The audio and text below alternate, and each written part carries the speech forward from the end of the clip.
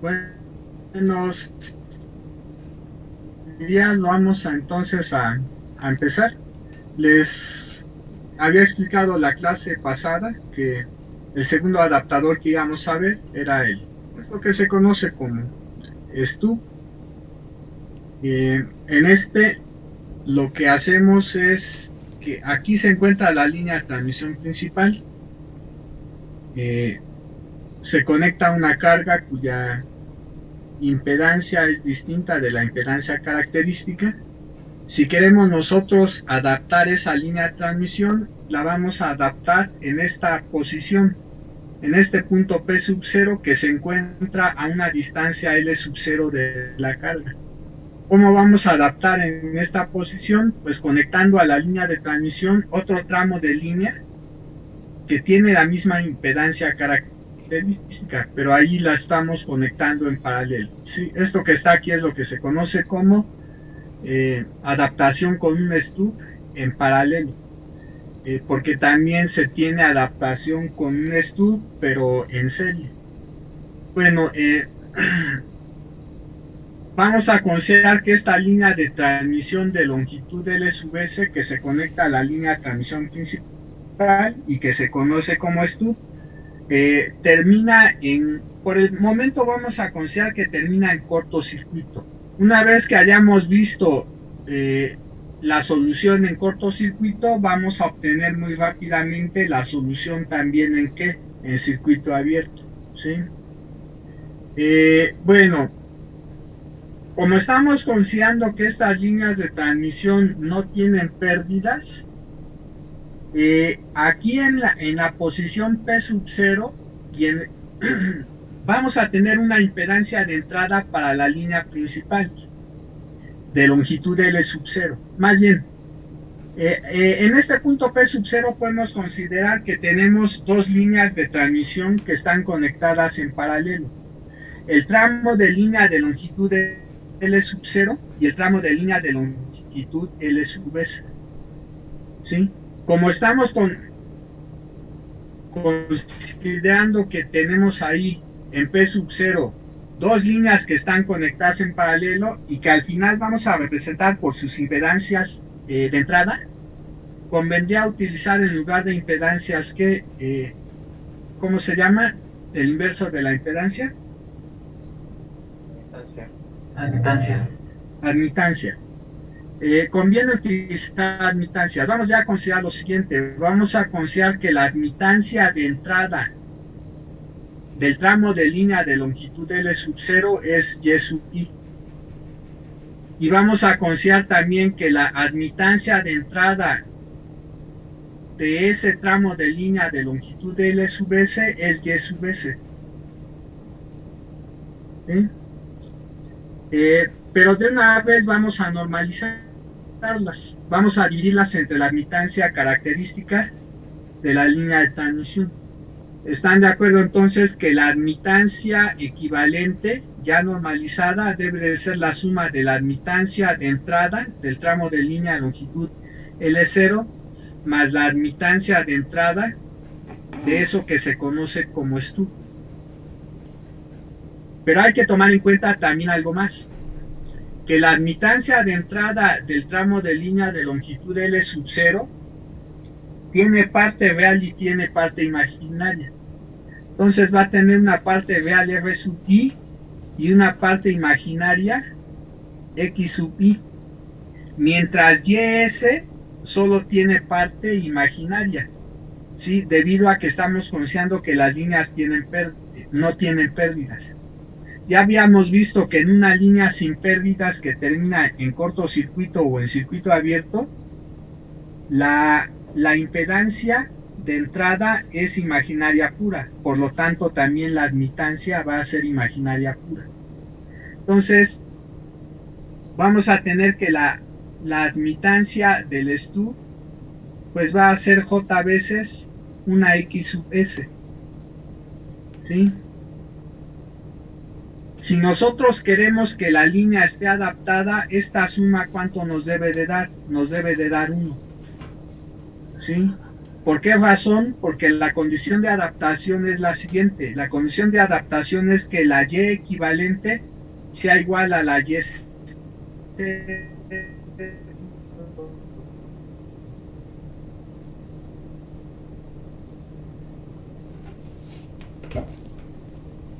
Pero si yo divido es que vale cuánto, 1. Entonces, si queremos que la admitancia equivalente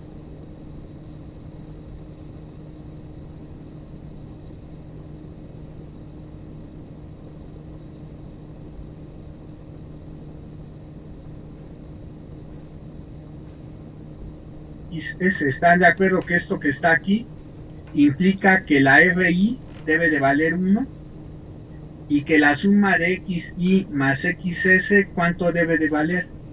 Debe de valer 0. ¿Eso qué implica? Pues lo que implica entonces es que la parte imaginaria de la susceptancia de entrada del tramo de línea de longitud L sub 0 debe de ser el negativo de la parte imaginaria de la susceptancia de entrada de este estudio. ¿Sí? Entonces obtenemos entonces que XS debe de ser igual a menos XY. Esta ecuación y esta ecuación son las que vamos a utilizar precisamente para obtener tanto el valor de L sub 0 como el valor de L sub S. Entonces,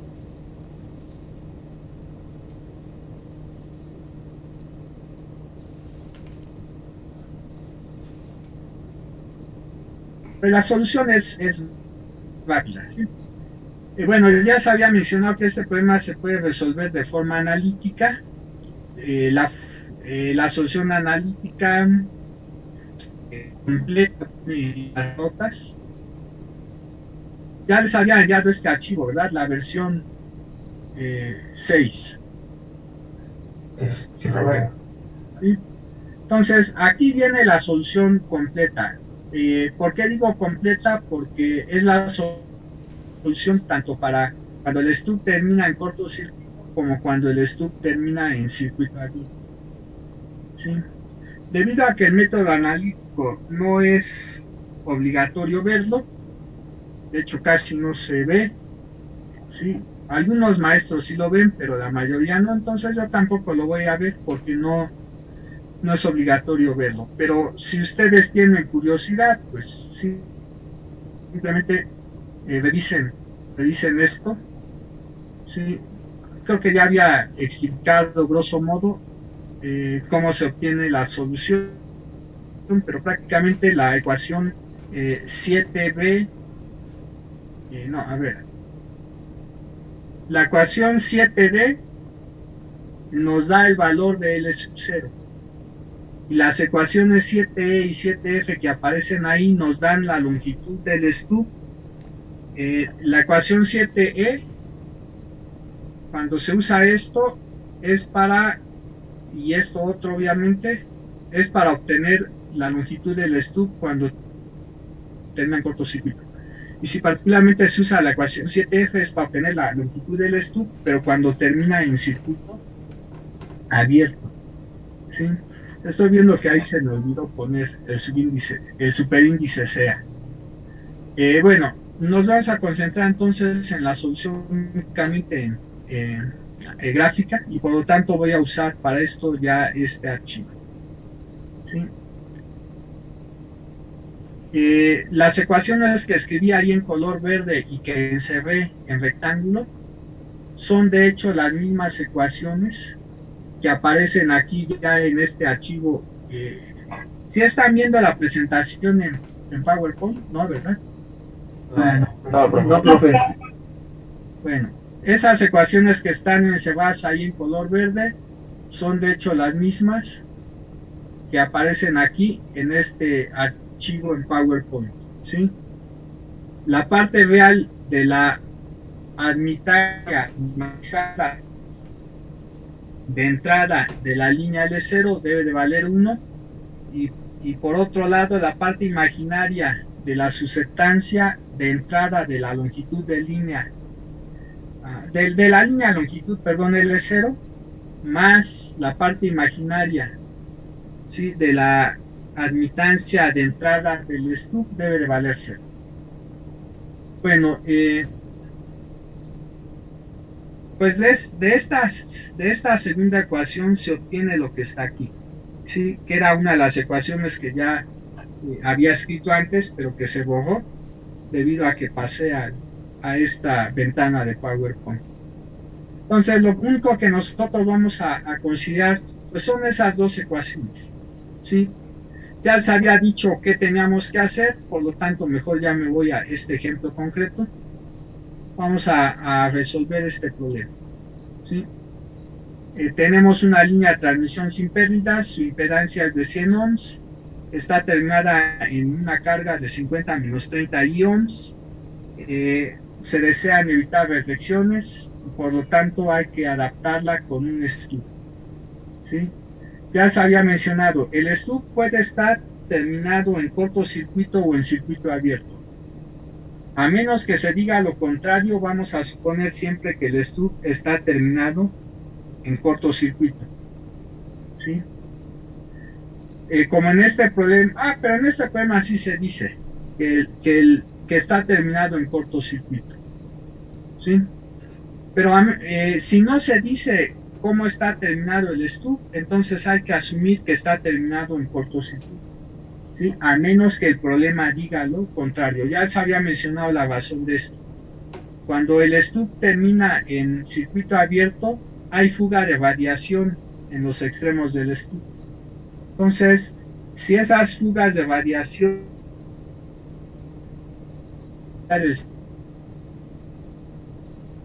bueno, vamos ahorita entonces a ver cómo se adapta la línea de transmisión utilizando ese STUB en cortocircuito y ya nada más veríamos qué cambios se tienen que hacer si ahora el STUB inmediato, si las ideas realmente las entienden y no solo lo memorizan, ¿sí? Entonces, ¿qué tenemos que hacer? Pues de entrada normalizar. Entonces, están de acuerdo que la impedancia de carga normalizada es 0.5 menos 30 menos 0.3 i. 0.5 menos 0.3 i. Esta es ya la impedancia de carga normalizada. ¿Qué tenemos que hacer? Primero, graficar esta impedancia en la carta de Smith. Aquí yo no voy a utilizar la carta de Smith para este ejemplo, la tradicional, sino un programa del profesor Vangel, ¿sí? Les recuerdo, este programa del profesor Vangel no se puede usar en sus exámenes, pero si quieren bajarlo, no está de más, ¿sí? El programa está muy bien, ¿sí? Está muy bien. Si les interesa bajar este programa, lo pueden correr en MATLAB. Si tienen correo del IPN, pueden instalar MATLAB gratuitamente. Solamente hay que seguir las instrucciones que vienen en una de las páginas del Poli relacionadas con ese software. Si quieren bajar este programa, basta con que entren a la página de MATLAB y escriban, por ejemplo, Vangel Merino, carta de Smith. Es más, si ustedes ponen en el buscador Vangel Merino, carta de Smith, los va a mandar directamente a la página de MATLAB en la cual ustedes pueden bajar el código fuente de ese programa. La verdad es que el programa está muy bien hecho. Al profesor se lo comenté, pues es un programa que me gustó mucho, ¿sí? Bueno, y también se los comento a ustedes, no es cualquier programa para pronto, ¿sí? Le llevó su tiempo al profesor y sí, desde mi perspectiva vale la pena usarlo. Solo que hay que usarlo una vez que ya sepan utilizar la carta de Smith bien, ¿sí? Mientras no sepan utilizar la carta de Smith bien, no es recomendable. Por eso, de hecho, ya para sus exámenes no está permitido. En los semestres anteriores sí lo permití, pero esta vez ya no, debido a que me di cuenta que al final no manejaban bien la carta de Smith. ¿Dónde está? A ver. Entonces, si ustedes ponen en el buscador lo que mencioné, por ejemplo, Vangel Carta Smith, MATLAB,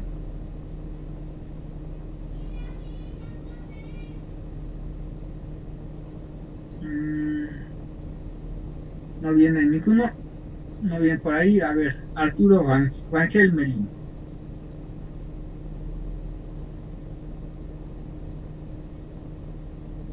Bueno, probablemente sea esta, ¿sí? No lo sé. Creo que es la anterior, la que sigue después más bien.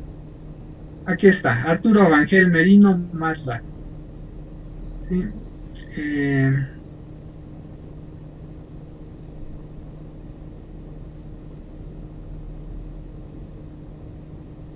Aquí está, ¿sí? Aquí está el link de descarga. ¿Cuál es el pero? El pero es que para bajarlo necesitan tener cuenta de MATLAB. Si no la tienen, pueden crearla. No cuesta nada. Y una vez que ya crearon su cuenta, pues simplemente aquí introducen su correo para después su contraseña. Y en el momento en que ya hayan ingresado con su usuario, ya les permite bajar el código fuente de ese programa.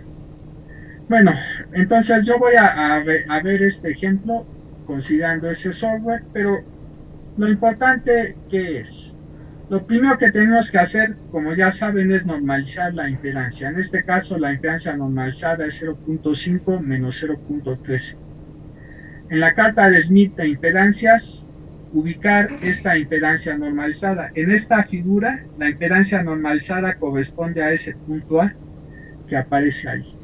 ¿Qué tenemos que hacer como segundo paso? Dibujar el círculo de Roe o el círculo de coeficiente de reflexión que pasa por ese punto A.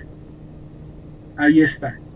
Sí, yo creo que voy a diseño, ver animaciones. ¿Cómo veo aquí en pantalla completa?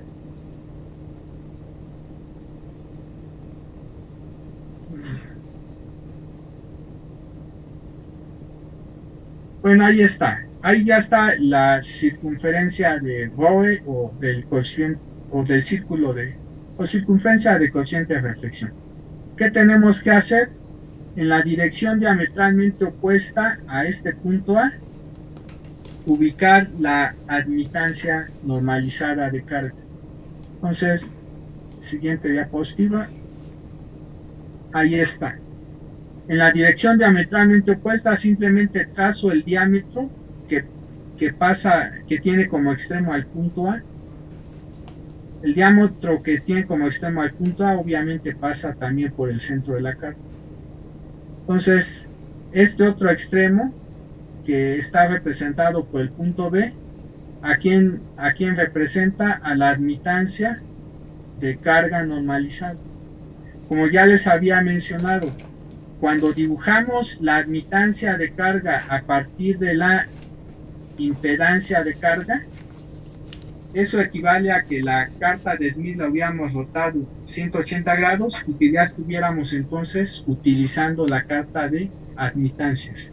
Desde el momento entonces en que ubico este punto B que representa a la admitancia de carga, ya estamos trabajando en la carta de Smith de ¿qué? De admitancias. ¿Sí? Ahora estas circunferencias, cuando ya dibujé ahí YL, que es este punto, ahora estas circunferencias ya no son circunferencias de R igual a constante, son circunferencias de G igual a constante. Y estas otras circunferencias, estos otros tramos de circunferencia ya no son circunferencias X constantes, sino circunferencias de susceptancia que constante. ¿Sí? Particularmente en qué otra circunferencia debemos de fijarnos. Bueno, hasta aquí no hay ninguna pregunta, ¿verdad? No lo creo. Bueno, una vez que ya trazamos o que ya dibujamos la admitancia de carga, que en este caso es el punto B, lo que vamos a hacer ahora es identificar la curva de G igual con 1, ¿sí? La curva de conductancia G igual a 1. La curva de conductancia G igual a 1 es la que pasa por el centro de la carta, ¿sí?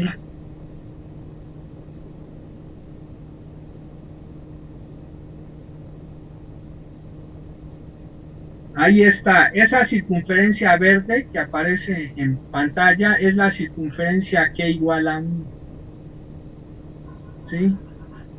¿Qué tenemos que hacer ahora? Una vez que ya identificamos cuál es la circunferencia G igual a 1, que es esa circunferencia verde, lo que vamos a tomar son los puntos de intersección del círculo de Roe con la circunferencia G igual con 1.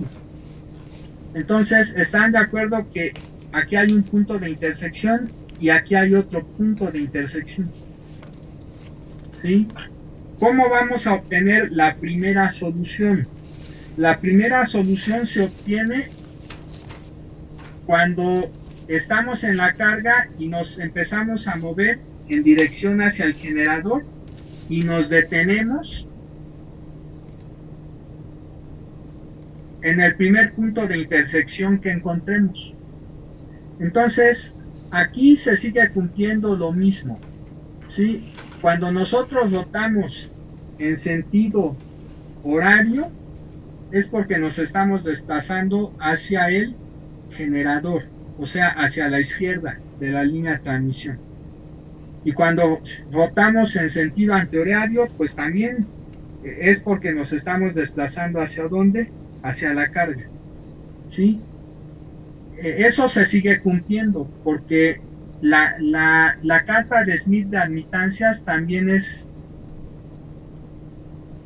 pues es una, digamos, gráfica en el plano complejo del coeficiente de reflexión. Entonces, todo lo que mencioné en su momento relacionado con el plano complejo del coeficiente de reflexión se sigue cumpliendo aquí, cuando ya se maneja la carta de Smith de admitancias. Por lo tanto, ¿qué tenemos que hacer? Una vez que ya ubicamos los dos puntos de intersección, también lo que tenemos que hacer es primero ubicar la posición del punto donde tenemos la admitancia de carga, ¿sí? O sea, sobre esa escala de posiciones eléctricas tendría que ubicar la posición de este punto B, ¿sí? Solo que aquí hay un pequeño pero. En este programa solamente se maneja la escala en sentido horario. Como ya les había mencionado, no es necesario manejar las dos escalas, la de sentido horario y antihorario.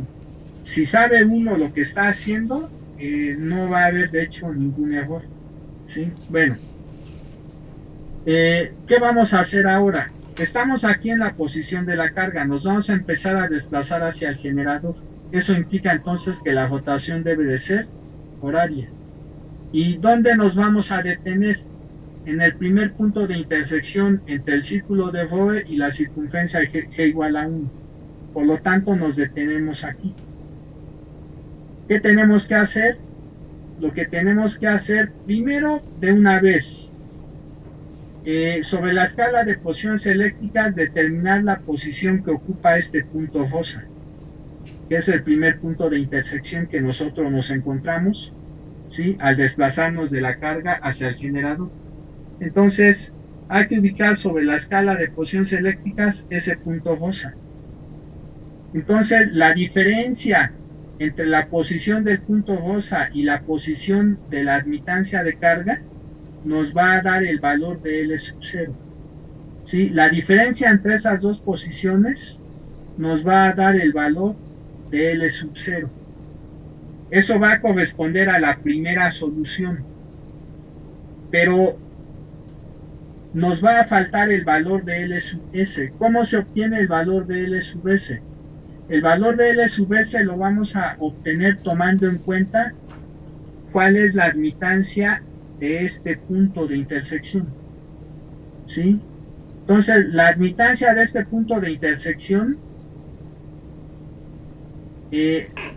estaría representando ¿a quién? Estaría representando a Y.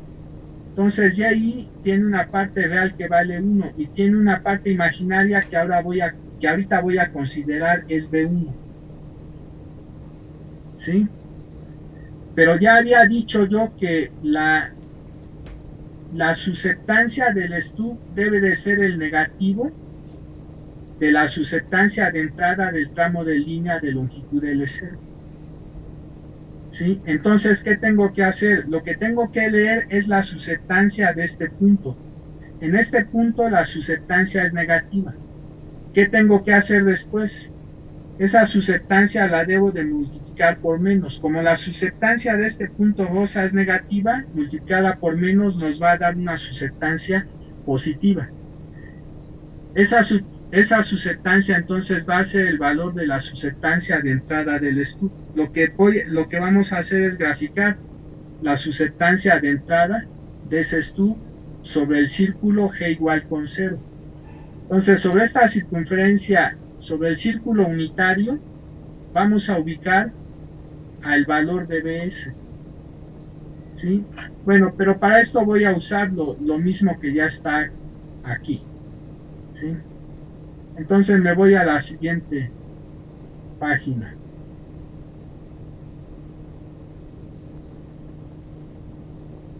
Bueno, ahí están ya los dos puntos de intersección entre las dos circunferencias.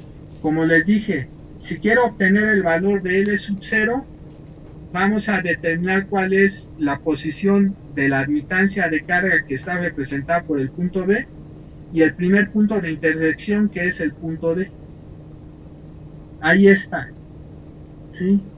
Si nosotros vemos aproximadamente cuánto vale la posición de este punto B, es punto 19.2 aproximadamente. ¿Sí? Esta posición es aproximadamente 0.19.2. Si vemos la posición del punto D sobre esa escala de posiciones eléctricas, la posición del punto D sobre la escala de posiciones eléctricas es aproximadamente 0.343. Entonces, si tomamos la diferencia de 0.343 menos 0.192, ¿cuánto les da esa diferencia? Aproximadamente. 0.151. 0.151. Yo aquí puse 0.152. ¿Sí? Bueno.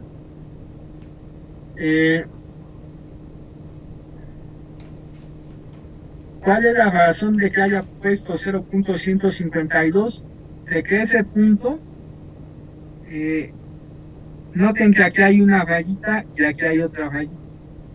La posición del punto D está más cerca de la primera rayita que dibujé. ¿Sí? Entonces, por esa razón, le terminé seguramente poniendo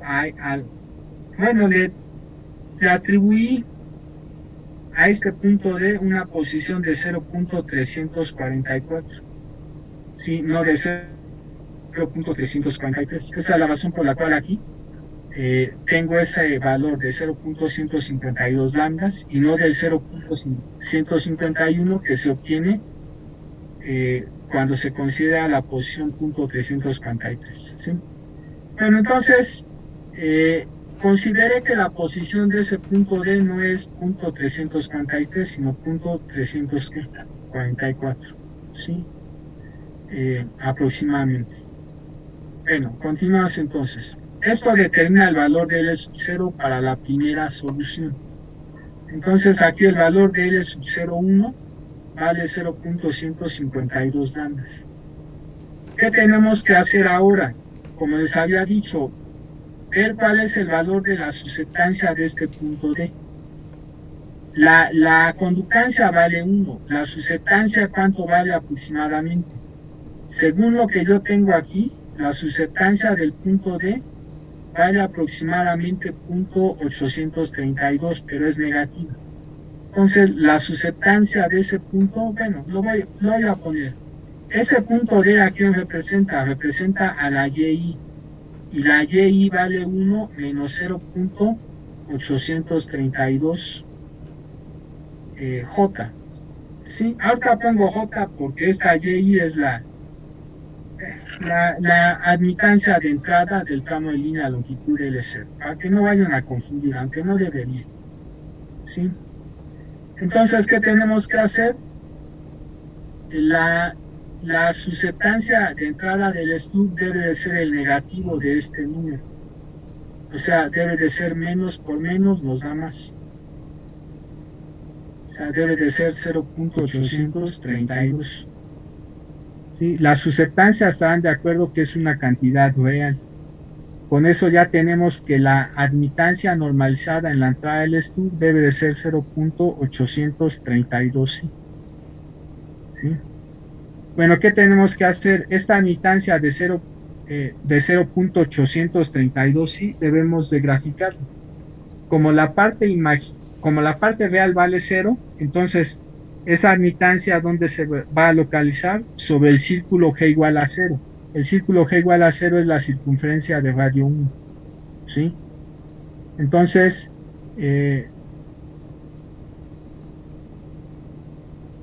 bueno, no tenía que borrar todo. Me voy a ir a la siguiente diapositiva. ¿Sí? Ahí está. ¿Sí?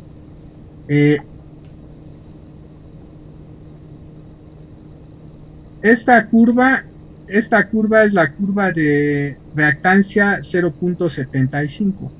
¿Sí? Esta es la curva de reactancia 1. Bueno, resulta que el punto, ¿sí? El punto 0.832, ¿sí? ¿Cuál es? Es aproximadamente este. ¿Sí? Este punto que está aquí, el punto G, tiene una admitancia igual a 0.832i. Entonces, este punto, ¿a quién representa? El punto G representa a la admitancia normalizada en la entrada del stub. ¿Sí? Entonces, ahorita nos encontramos en la entrada. ¿Sí? Si nosotros queremos obtener la longitud del stub, ¿qué tenemos que hacer? Tomar en cuenta que el stub está terminado en cortocircuito. ¿Sí?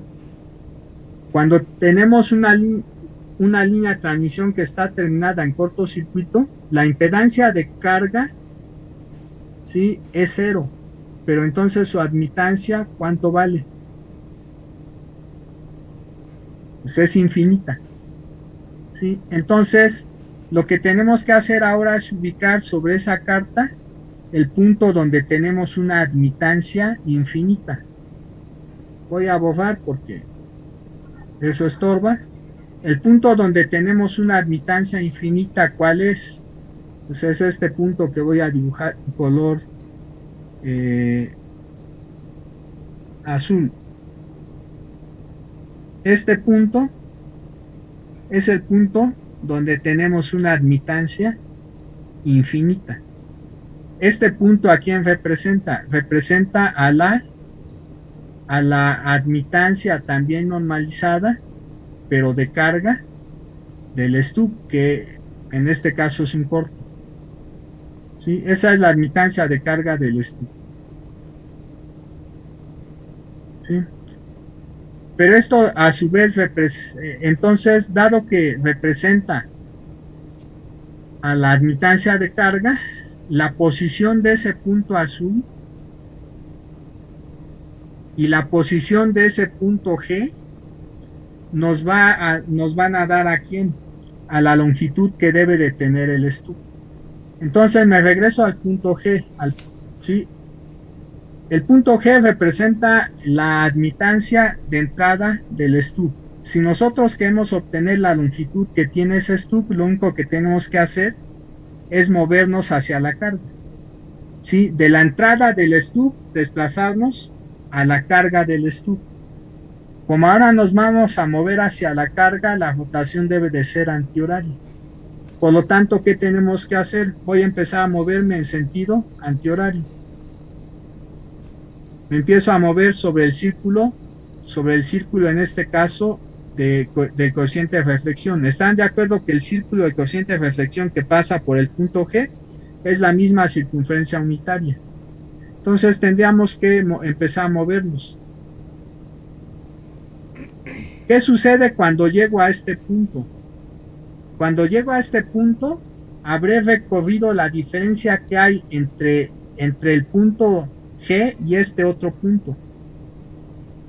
Pero cuando yo llego a este punto, en esa única escala de posiciones, el valor que le corresponde a este punto es 0, mientras el valor que le corresponde a la posición eléctrica del punto G es aproximadamente 0.11 lambdas.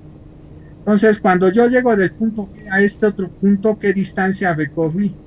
Recorrí una distancia simplemente que se obtiene con la diferencia de 0.11 lambdas menos 0 lambdas. ¿Qué tengo que hacer después? Me sigo desplazando en sentido antihorario hasta que llegue al punto donde tengo a la admitancia de carga del estudio, que es este. ¿Cuánto recorrí desde el punto que tiene una posición 0 hasta este punto que tiene una posición de 0.25? Como di media vuelta, están de acuerdo que recorrí 0.25 lambdas. Entonces, estarán de acuerdo entonces que la distancia total recorrida es la suma de 0.11 lambdas más el 0.25 lambdas. ¿Eso cuánto me da? Pues me da un valor de 0.361 lambdas. Entonces, para que yo de la entrada del stub a la carga, bueno, para que llegara de la entrada del stub hasta la carga, ¿qué distancia total recorrí? 0.361 lambdas. Entonces, este valor de 0.361 lambdas sería el valor que tiene la longitud del stub y que corresponde a la primera solución. Entonces, los valores que ya escribí en la parte superior derecha son los valores de L0 y de LS para la primera solución. ¿Cuál es la primera solución otra vez? La que se obtiene con el primer punto de intersección con el que nos encontramos al desplazarnos desde la carga, ¿sí? En dirección hacia dónde, hacia el generador. Bueno, otra vez, supongamos que entonces estaba en este punto D, porque este fue el primer punto de intersección que me encontré al desplazarme de la carga hacia ¿qué? Hacia el generador. Pero como ya obtuvimos los resultados para esta primera solución, para ese primer punto de intersección, ¿qué deberíamos de seguir haciendo? Pues deberíamos de seguir moviéndonos. Entonces, otra vez, supongan que si quiero obtener la segunda solución, ¿qué tengo que hacer nuevamente? Pues otra vez, iniciar en el punto B, donde se encuentra la carga, ¿sí? De la línea de transmisión principal. Otra vez tenemos que rotar en sentido horario. Este primer punto de intersección ya no lo toma en cuenta porque ya se consideró. Seguimos avanzando hasta que lleguemos al segundo punto de intersección, que es este punto C. ¿Qué tenemos que hacer entonces? Pues simplemente ver cuál fue la distancia total que recorrimos, ¿sí? Desde el punto B hasta el punto C, pero en este caso moviéndonos en sentido ¿qué? En sentido horario, ¿sí? ¿Cuál va a ser la distancia total? ¿Están ustedes de acuerdo que desde este punto B hasta este otro punto que voy a dibujar en color verde, desde el punto B hasta el punto que está dibujado en color verde, ¿cuál es la distancia total que se recorre? Simplemente la diferencia entre la posición del punto verde y la posición del punto B. Pero ya había dicho yo que la posición del punto B, ¿cuánto era aproximadamente? 0. ¿Qué? 0.11. ¿Sí? La posición de ese punto B es aproximadamente, no es 0.11, ahí dice 0.192. ¿Sí? Como esta es punto 19, después sigue punto 19.2. Esta posición es 0.192 lambdas. Pero la posición del punto verde, ¿cuánto vale? El valor máximo. La posición del punto verde o vale 0 o vale 0.5. En este caso, ¿cuál valor debemos de usar? El de 0.5. Entonces, la diferencia de 0.5 menos 0.192 nos da la distancia que recorrimos desde el punto B hasta el punto verde. ¿Sí? ¿Cuál es esa distancia? Pues simplemente la diferencia. ¿Sí? Esa distancia es la diferencia de 0.5 menos 0.192 lambdas, obviamente. Pero otra vez, supongan que ya recorrí esa distancia. Debo de seguirme moviendo hasta llegar al primer punto de intersección, hasta el segundo punto de intersección, perdón, que es el punto C. Pero este punto C, ¿qué posición eléctrica tiene? Lo que tenemos que hacer ahora es ver cuál es la posición eléctrica del punto C. ¿Sí?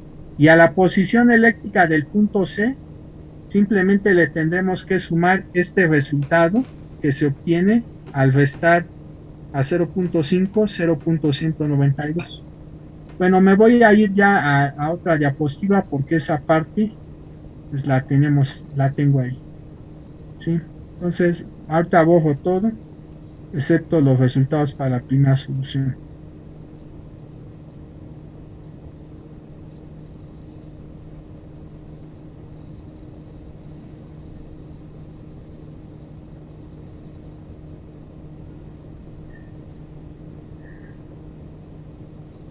Bueno, ahí está la posición del punto C. La posición del punto C es la que corresponde a esa otra línea azul. ¿Qué valor tiene aproximadamente esa posición? Aquí tenemos punto 15, punto 15.2, punto 15.4, aproximadamente es punto 15.6. Entonces la posición del punto C es aproximadamente 0.15.6. La posición del punto G ya había dicho que era 0.19.2 lambda. ¿Sí? Y la distancia que recorrí desde el punto B hasta este otro punto es diferencia de 0.5 menos 0.192. Pero cuando nos seguimos moviendo desde este punto verde hasta el punto C, otra vez iniciamos en 0. ¿Sí? Cuando continuamos moviéndonos, otra vez debemos de iniciar en ¿qué? En 0 lambdas, hasta que lleguemos al punto C, cuya posición es de 0.156 lambdas. Entonces, ¿cuál es la distancia total recorrida? Simplemente la suma de esta diferencia más ¿quién? Más 0.156. ¿Cuánto les da 0.156 más la diferencia? Bueno, más 0.5 menos 0.192. ¿Cuánto les dan total eso? 0.464. 0.464. Entonces, eso significa que esta distancia debe de ser el valor de L0 para la segunda solución. Esto que está aquí debe de ser el valor de L0 para la segunda solución. Entonces lo voy a poner. L sub 02 vale 0.464 lambdas. ¿Sí? ¿Qué tenemos que hacer para obtener la longitud del stub para la segunda solución? Bueno, voy a pasar a la siguiente diapositiva. Como pueden ver, aquí aparece, bueno, yo no lo veo, pero seguramente, ahí está, aquí está. Aquí aparece que la longitud de L0 para la segunda solución es 0.464 lambdas. ¿Sí? Le agregué el subíndice 2 para indicar que es el de la segunda solución. ¿Qué tenemos que hacer ahora? Otra vez, lo que tenemos que hacer es leer la susceptancia del segundo punto de intersección, porque la conductancia ya sabemos que vale 1. Entonces, lo que tenemos que hacer es leer la susceptancia de este punto. ¿Sí? Ese punto C, otra vez, ¿quién es? Es YI. ¿Cuánto vale? Vale 1. ¿Más cuánto? Más aproximadamente 0.800. El punto C y el punto D deberían de tener susceptancias que son iguales, únicamente difieren en qué, en signo, ¿sí? Eh, entonces, el valor de la susceptancia de este punto C debe de ser aproximadamente 0.832, sí, ¿sí? Aunque en esta parte dice que la susceptancia es de 0.837, ¿sí? Entonces, voy a considerar ahorita que el valor es 0.837 como aparece ahí, pero la realidad es que este punto C y este punto D deben de tener la misma susceptancia, excepto que difieren ¿qué? En signo. O sea, el valor absoluto de la susceptancia del punto C y del punto D debe de ser el mismo, ¿sí? Bueno, aquí no se logra apreciar eso porque finalmente en esta carta, este punto, eh, el punto C y el punto D se localizan manualmente y siempre va a haber eh, pues pequeños errores, pero aún así esos pequeños errores son menores que los que se tienen cuando se utiliza la carta impresa, ¿sí? Siempre y cuando aquí se haga un zoom en la figura. Bueno, ¿qué tenemos que hacer? Eh, Vamos a considerar entonces ya que la susceptancia de entrada del segundo stub debe ser el negativo de la parte imaginaria de esa y. O sea, debe de ser en este caso menos 0.837. Y por lo tanto la y de entrada del stub, oh caray, bueno, ni modos.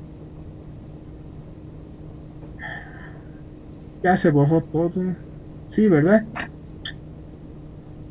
Ay, por eso me Sí, se borró gusta. todo. Se borró.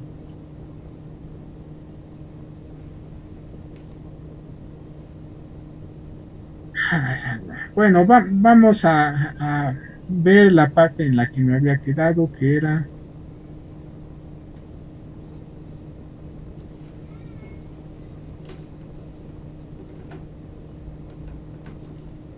aquí. Otra vez, donde está presentación. Ahí está, me quedé ahí. Vamos entonces a considerar ya el hecho de que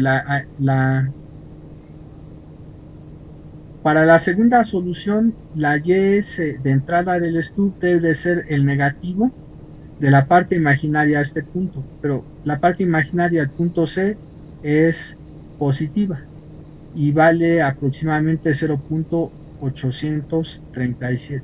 Como ya estoy considerando la admitancia, pues debo de agregar el número i. Hace rato no iba ahí porque simplemente consideré el valor de qué, de la susceptancia, ¿sí? La susceptancia es una cantidad real.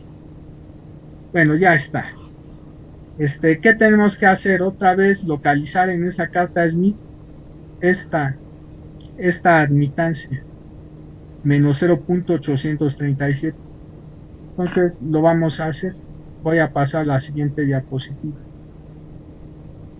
Ahí está. Este punto I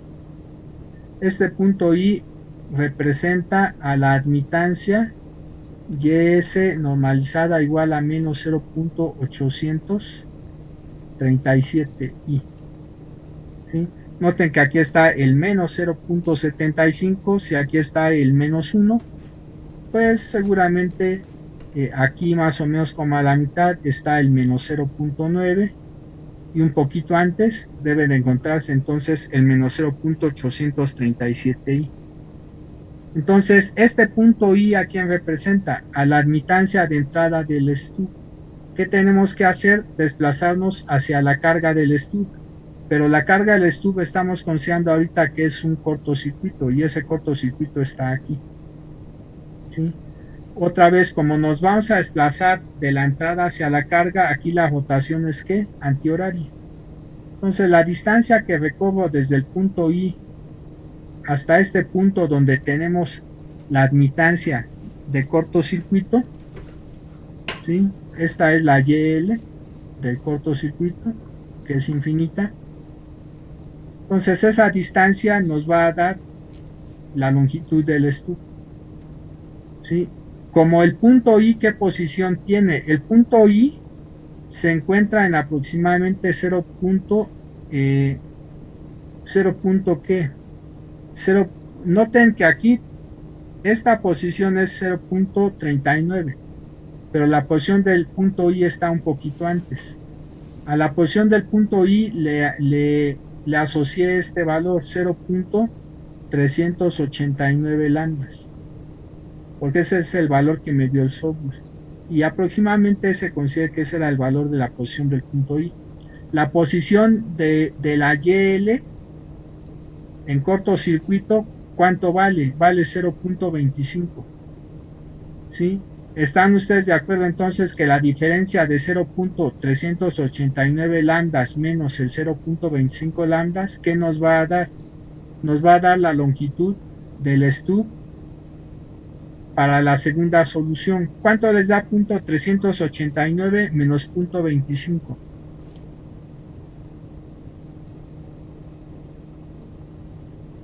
.139.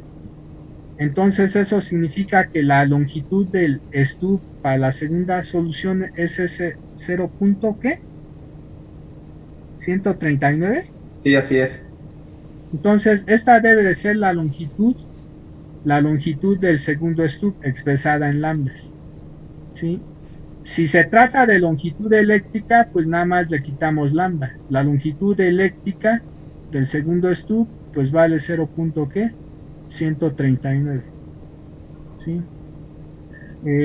Bueno, entonces eso es lo que tendríamos para este problema. ¿Sí? Ahí termina ya.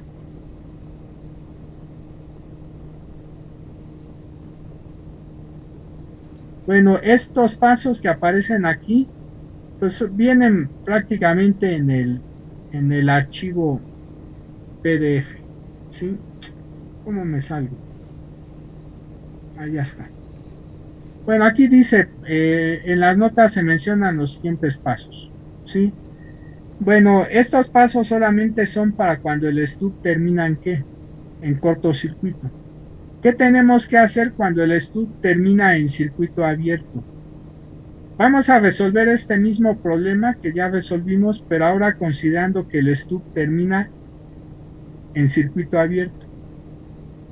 ¿Sí? ¿Qué tendríamos que hacer? Para esto voy a considerar los resultados que ya tenemos. Me voy a ir otra vez al principio. ¿Sí? Y me voy a saltar ya los pasos que son obvios. ¿Sí? Entonces consideren aquí un segundo problema. ¿Sí? Lo único que va a cambiar es que ahora el stub termina en ¿qué? En lugar de que termine en cortocircuito, va a terminar en ¿qué? En circuito abierto. ¿Sí? Va a terminar en circuito abierto. ¿Qué tenemos que hacer? ¿Qué tenemos que modificar en lo que ya tenemos? Pues lo siguiente. ¿Sí? Es ya muy rápido. Como ya se resolvió el problema para cortocircuito, vamos ahora a resolverlo para circuito abierto. ¿Sí? El valor de L sub 0 no se modifica. ¿Sí? Porque el valor de L sub 0 no depende de la carga del stub. Entonces el valor de L sub 0 va a ser el mismo para la primera y la segunda solución. ¿Sí? ¿Qué es lo que sí se va a modificar? Lo que ahora se va a modificar, ¿sí? Lo que ahora se modifica es la longitud del stub. ¿Sí? Nuevamente, este valor que está aquí era el valor que obteníamos cuando el stub estaba en cortocircuito. ¿Sí? Les recuerdo, este punto representa la admitancia de carga de una línea que termina en ¿qué? En cortocircuito. ¿Sí? Pero este punto que tenemos a la izquierda, este otro punto, ¿a quién representa? Representa a una admitancia de carga cuando la línea termina en ¿qué? En circuito abierto. En este caso tenemos 0. ¿Por qué razón?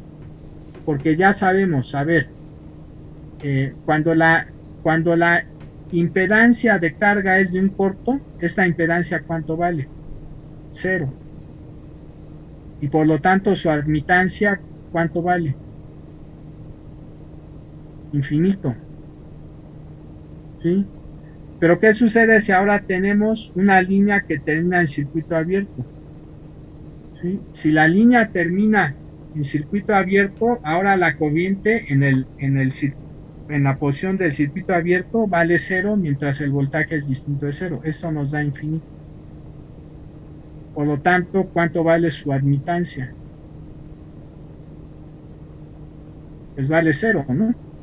Entonces, este punto verde representa la admitancia de carga de un circuito abierto. Entonces, otra vez, este punto G representa la admitancia de entrada del stub para la primera solución.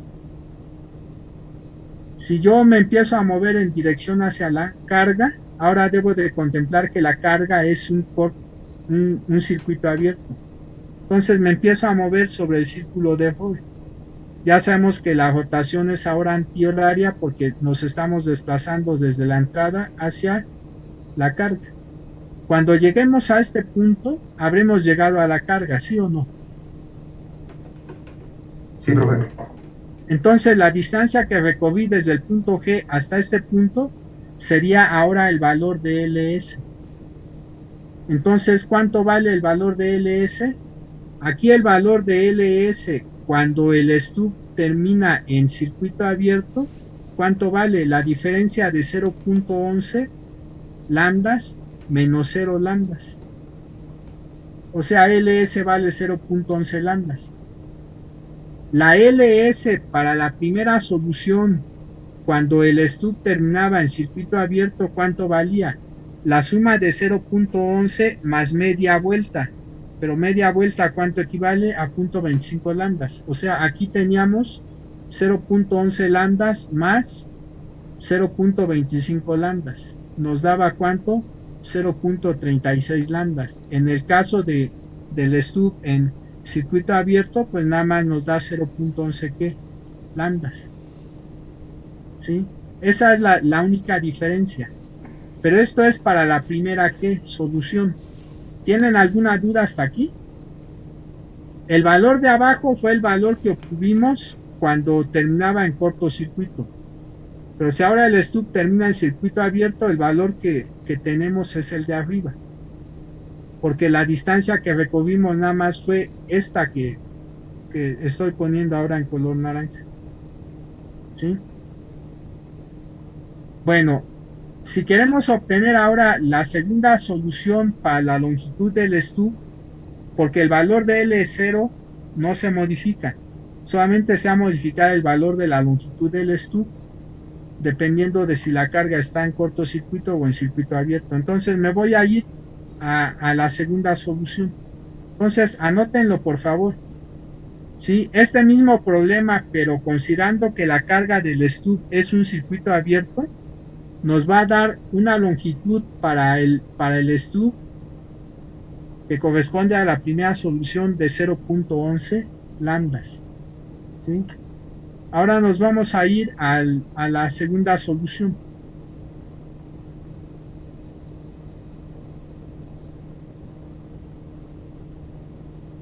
Bueno, aquí está. ¿Sí? La segunda solución que nos había dado para cuando el stub terminaba en cortocircuito. Cuando el stub terminaba en cortocircuito, únicamente recorría la distancia desde este punto I hasta este punto donde la admitancia es infinita. ¿Sí? Pero yo no debo de llegar a ese punto, sino al que está aquí a la izquierda, en el que la admitancia de carga, como se trata ahora de un circuito abierto, vale ¿cuánto? 0. ¿Sí? ¿Eso qué implica? Voy a ponerlo aquí también. La longitud del stub cuando terminaba en cortocircuito era simplemente la diferencia del 0.25 y el 0.389. y ya me habían dicho ustedes que daba 0.139 lambdas. Pero ahora debo de llegar hasta el circuito abierto. Entonces, aparte de recorrer esta distancia de 0.139 lambdas, debo de recorrer todavía media vuelta.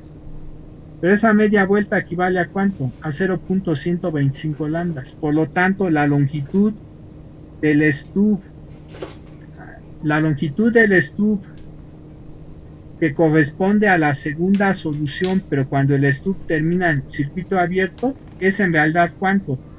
Es la suma de 0.139 lambdas más 0.25. O sea, para pronto, es de hecho el valor de 0.389. ¿Por qué razón? Porque la posición del punto I es 0.389, pero la posición de este punto, donde tengo la admitancia 0, es nula.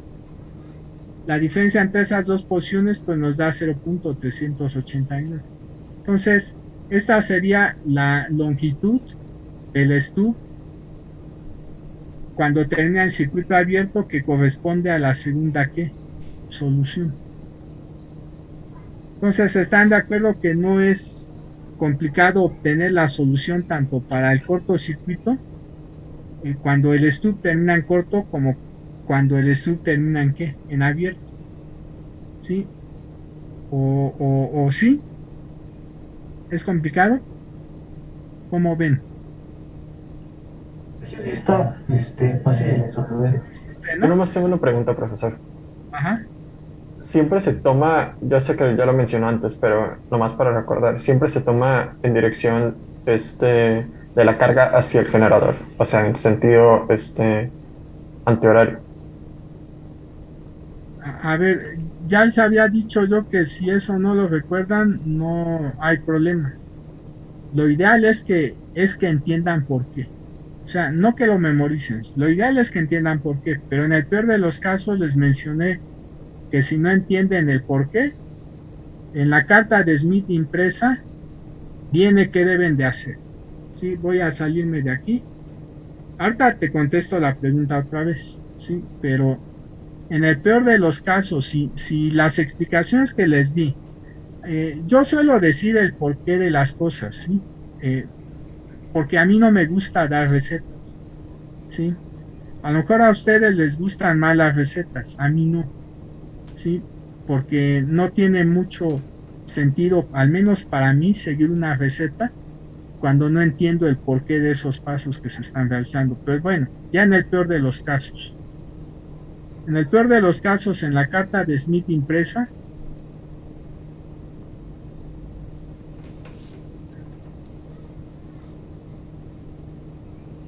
viene cómo deben de moverse. ¿Sí? Esto que está aquí es para la escala externa de posiciones eléctricas. ¿Sí? En esta escala de posiciones eléctricas, esta punta de flecha nos dice que cuando rotamos en sentido horario es porque nos estamos desplazando en qué dirección. Aquí dice, en dirección hacia el generador. Nos estamos desplazando, ¿sí? Cierta fracción de la longitud de onda en dirección hacia dónde, hacia el generador, ¿sí? Entonces, una rotación horaria implica que nos estamos desplazando en dirección hacia el generador. No importa desde dónde empecemos. A lo mejor empezamos aquí en la carga o empezamos aquí. Si nos desplazamos hacia la izquierda, es decir, hacia el generador, en esta carta de Smith la rotación debe de ser entonces, esta punta de flecha nos dice que debe de ser rotación horaria. En la parte de abajo también aquí mismo, pero noten que es en la escala interna. En la escala interna de posiciones eléctricas, esta punta de flecha nos dice que vamos a rotar en sentido antihorario. Ya nada más vemos la leyenda aquí. Cuando nos estamos desplazando en dirección hacia dónde, hacia la carga. O sea, cuando nos desplazamos a la derecha, porque nos estamos desplazando a la carga, la rotación como debe de ser, de acuerdo a esta punta de flecha que aparece en esta leyenda, pues debe de ser antihoraria. La razón de eso ya se las había explicado y no es difícil de entender siempre y cuando comprendan qué significa o qué es la fase de un número complejo, ¿sí?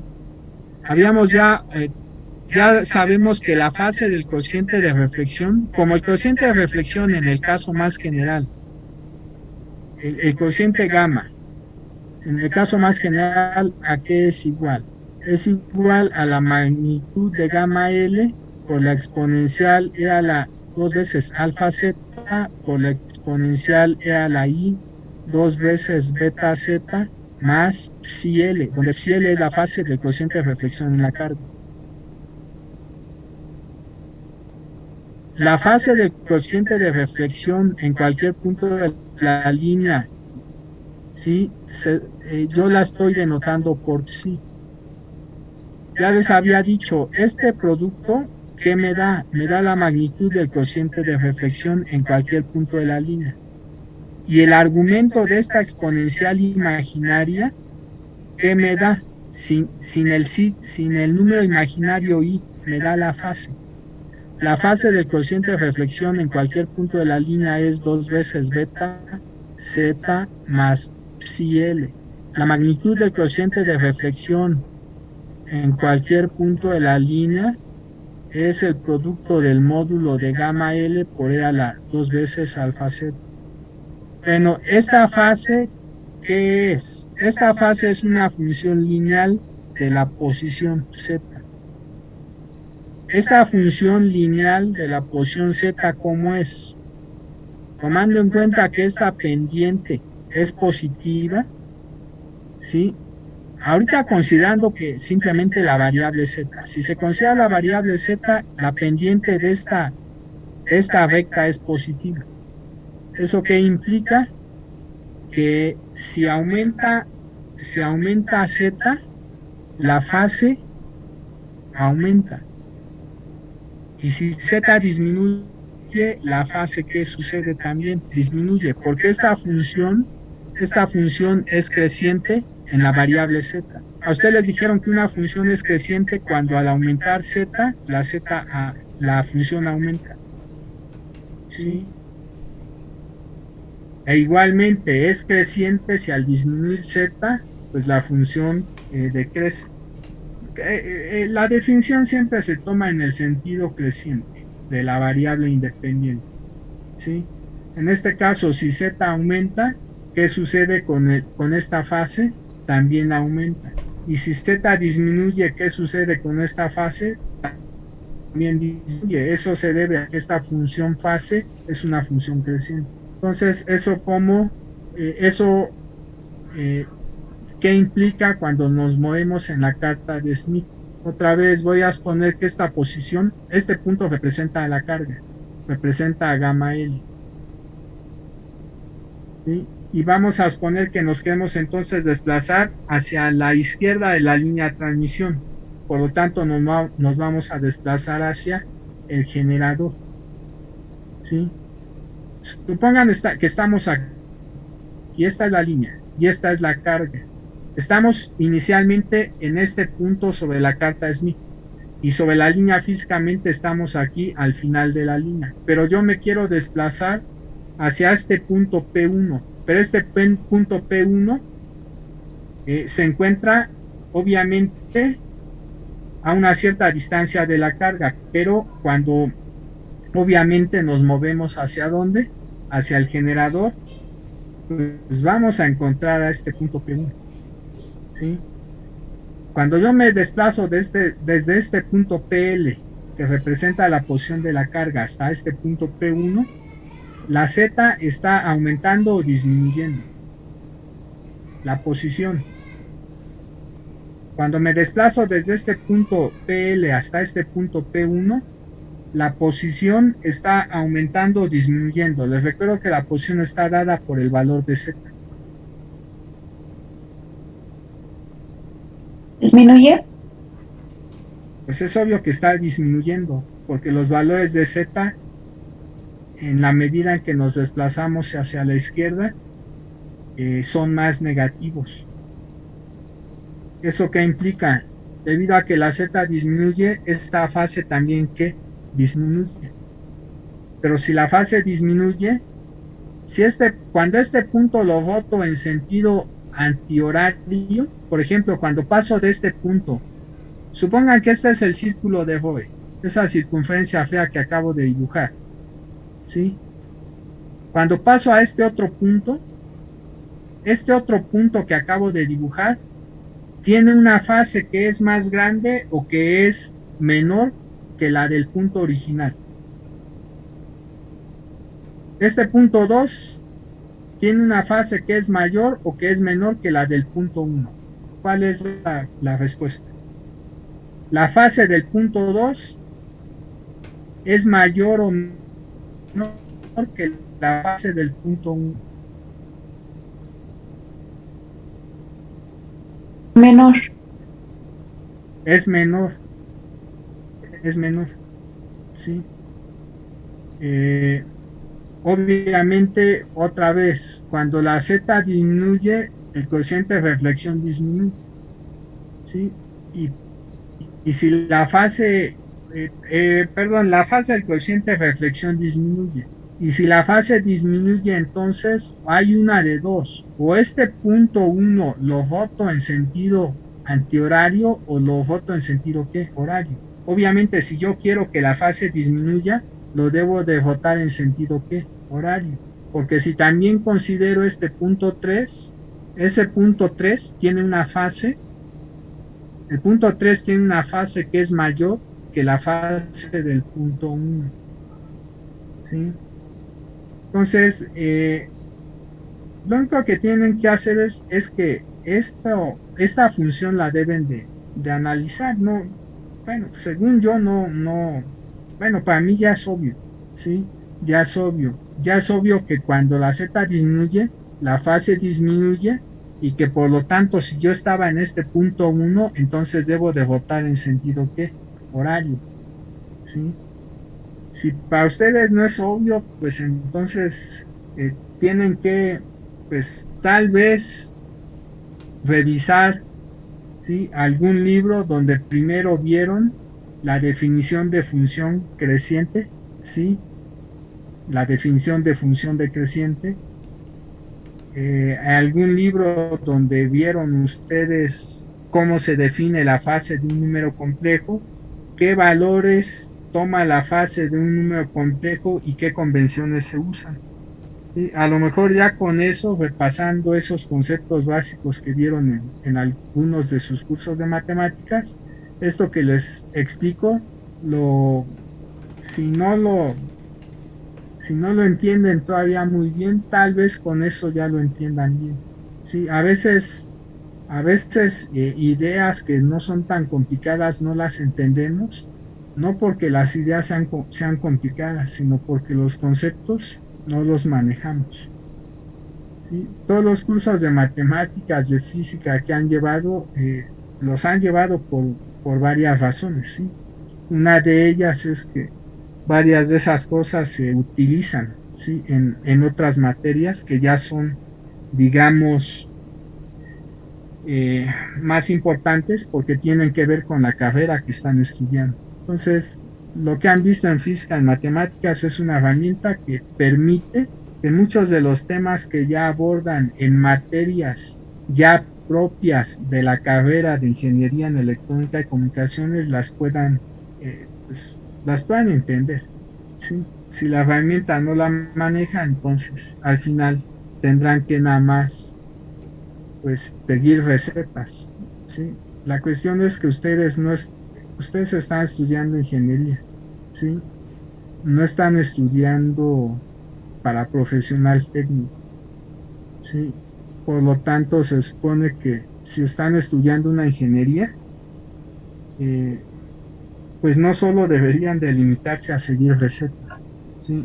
Porque a lo mejor en ocasiones un profesional técnico bastará con que para ciertas cosas siga recetas, no para todo, sí, pero para ciertas cosas tal vez sí.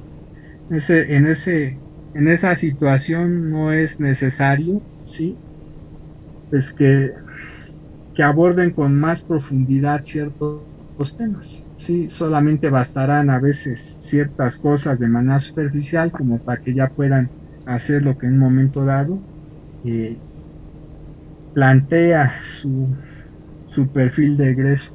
¿Sí? Pero en el caso de ustedes se supone que la formación que deben de tener debe de ser un poquito más profunda que la de un mero profesional técnico. Entonces, bueno, en el peor de los casos, como ya les dije, eh, esta carta de Smith, pues ya les dice cómo deben de moverse. ¿Sí? Pero lo ideal es que sepan finalmente el porqué y no es difícil entenderlo. Pero para eso se requiere, como siempre, que ciertos conceptos que dieron en sus cursos los manejen y no solo que manejen la parte operativa. ¿Sí? Bueno, espero que otra vez con lo que expliqué haya quedado claro, pero pues la de manera sintetizada, si la Z aumenta, entonces la fase del cociente de reelección también aumenta. ¿Sí? Y un aumento en la fase del cociente de reflexión cuando tenemos una línea sin pérdidas, a su vez, ¿qué implica? Implica esto ya una rotación que antihoraria. ¿Sí? Pero por otro lado, si la Z disminuye, eso implica que la fase del cociente de reflexión también disminuye. ¿Sí? Y si la fase disminuye, entonces eso implica sobre este plano complejo del cociente de reflexión que estamos rotando, ¿sí? Que estamos rotando ahora en sentido horario. ¿Sí? Ahí está esto, pero vamos, esto se ve simplemente del análisis de la función psi de z. ¿Sí? No se tiene que inventar nada. Simplemente analizando esta función, y esta es una simple función lineal. De ahí se obtiene primero esto que está aquí, ¿sí? Y tomando en cuenta qué es la fase del número complejo, pues se obtiene también como conclusión lo otro, ¿sí? Entonces, bueno, espero que con esto ya haya quedado más claro. Y si no, pues si no quedó claro, pues sinceramente ya no puedo decir más al respecto, ¿sí? Lo único que puedo decir es lo que ya les dije. Para poder entender ideas simples se requiere que los conceptos los manejen. O simplemente, si a lo mejor para ustedes esto no es simple, para poder relacionar apropiadamente el conocimiento, se requiere que manejen los conceptos y que no solo se limiten a la parte operativa. La parte operativa, por supuesto, es importante, pero siempre va a hacer falta, ¿sí? También la parte conceptual. Al final ambos van de la mano, ¿sí? Los dos son útiles, solamente uno lo manejan, entonces siempre van a tener ciertas dificultades cuando abordan algunos temas. Bueno, sugerencia es sugerencia, ¿sí? Si lo quieren finalmente llevar a cabo, pues bien, si no, no. Cuando se inscriban a alguna materia, lleven un libro de cabecera, ¿sí? Lean un poco en esos libros. No se conformen únicamente con lo que les da su profesor, porque si lo hacen, aun y cuando tengan un muy buen profesor, ¿sí? El profesor les va a explicar los temas, ¿sí? De acuerdo a su punto de vista, siguiendo cierto enfoque, ¿sí?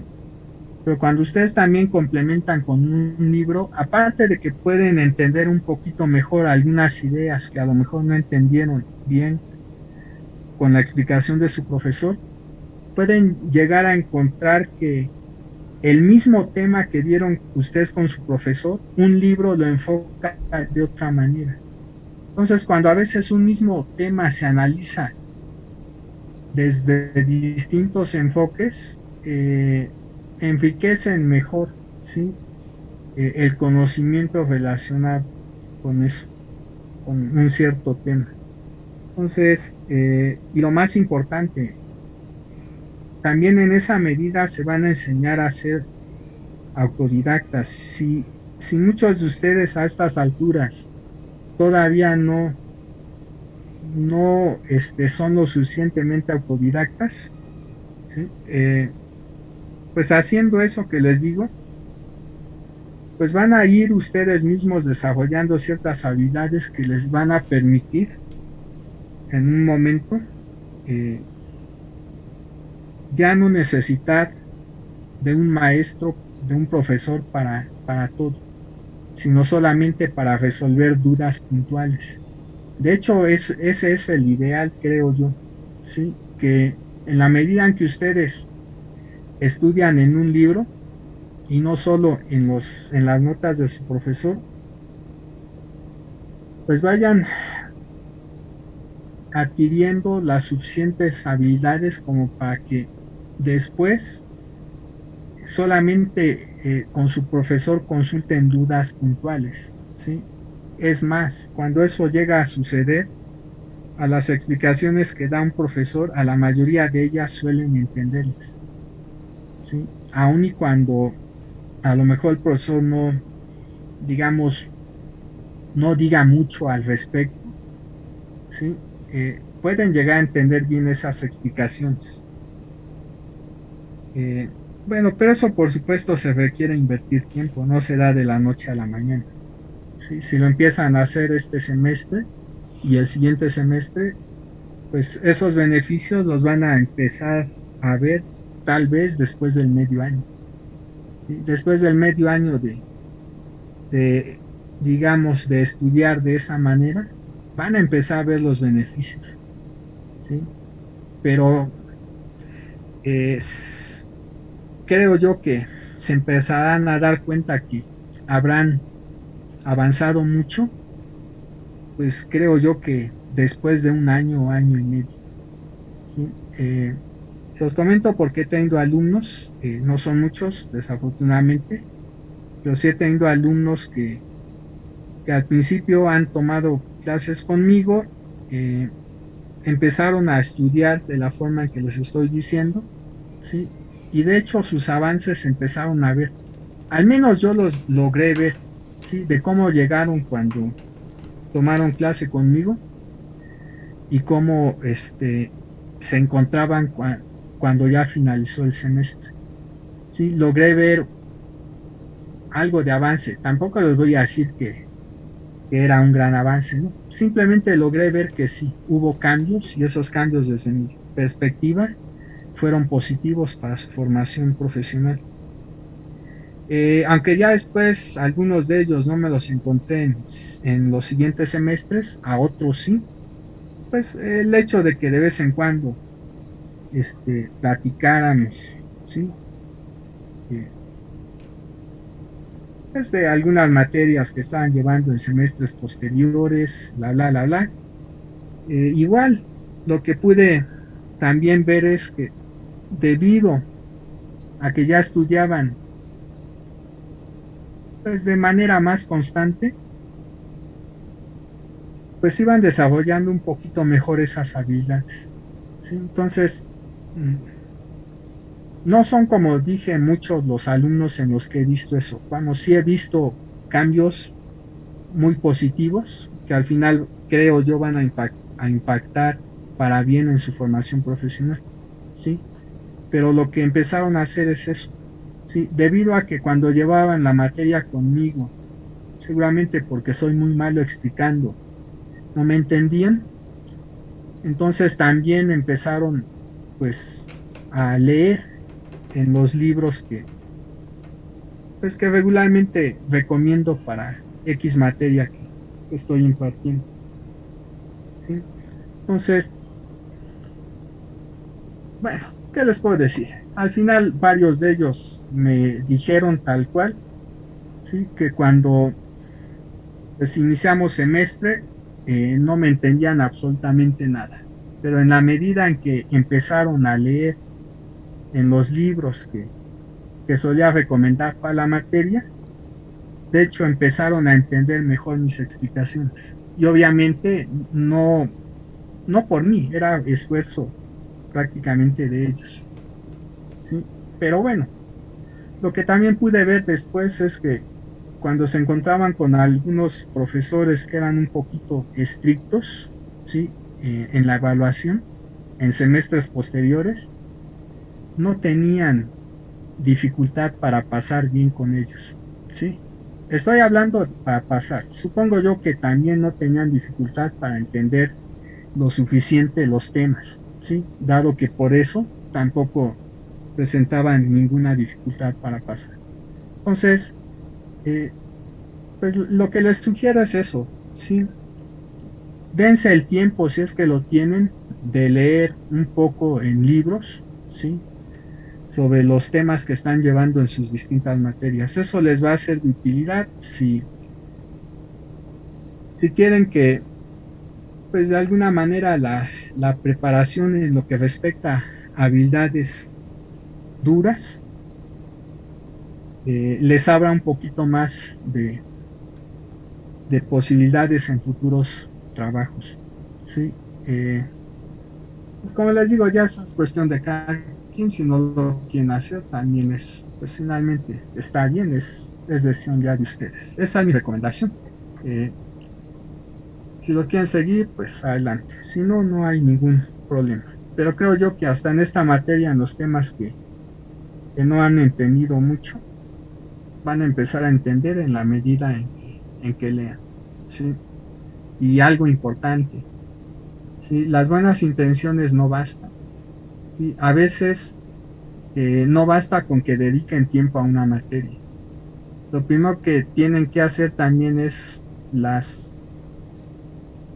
pequeñas lagunas que vienen arrastrando, ¿sí? De otros cursos, son las primeras que se deben de intentar resolver. Entonces, si en una materia, por ejemplo, se usa mucho álgebra, se usa mucho aritmética, pues, pero ustedes, en lugar de primero enfocarse a aprender un poquito bien la aritmética y el álgebra, se enfocan más en estudiar pues ya lo propio de la materia, aún así los resultados no van a ser muy buenos, ¿sí? Siempre se debe empezar, creo yo, igual me equivoco, por empezar a aprender lo básico que en su momento no aprendieron, pero que se usa en otras materias, ¿sí? Y quieran o no, la aritmética, el álgebra, ¿sí? Son importantes, ¿sí? Si el aritmética, el álgebra, un poquito de geometría, un poquito de cálculo, no lo manejan decentemente, y me estoy refiriendo no solo en la parte operativa, sino en la parte conceptual, porque se ven también conceptos en esas materias. Entonces, las dificultades que a veces se experimentan, por ejemplo, conmigo, a lo mejor con sus demás maestros no han tenido ninguna dificultad para aprender, pero sí conmigo. En la medida en que ustedes también resuelvan, ¿sí? Esas dudas que tienen, ¿sí? Sobre algunas cuestiones relacionadas con aritmética, álgebra, o aprendan lo que no aprendieron, que es básico, pues en la medida también en que se dediquen a repasar un poco de ello, seguramente van a comprender mejor algunas cosas que ven en materias en las que la matemática es herramienta básica, ¿sí? Y desafortunadamente, digo desafortunadamente, cuando no manejan bien la matemática básica, eso impacta en la mayoría de las materias ya del área, digamos, de ingeniería sobre todo, ¿sí? Porque todas ellas, quieran o no, para bien o para mal, emplean modelos finalmente matemáticos, ¿sí? No hay materia en el área de ingeniería en la que no se requieran las matemáticas. Entonces, mi recomendación también, intenten dar un repaso de lo básico que vieron en aritmética, álgebra, en todas las matemáticas que llevaron en la prepa, ¿sí? Porque si ustedes primeros resuelven, ¿sí? Todas esas dudas o todo ese desconocimiento que tienen en relación a ello, pues cuando ya estudien otras materias, seguramente van a entender un poquito mejor las explicaciones de un libro. A veces las explicaciones de un libro no las vemos de manera clara porque otra vez la herramienta no la manejamos. ¿Sí? Pues, ¿qué más les puedo decir, chavos? Sí, pues ya no os voy a decir más porque ya otra vez me pasé de tiempo. Sí, pero esas recomendaciones creo yo que si las siguen les van a permitir aprender mejor, pasar bien sus materias y creo yo que desarrollar mejor las habilidades duras, ¿sí? Las habilidades blandas no. Para las habilidades blandas se requieren otro tipo de actividades, ¿sí?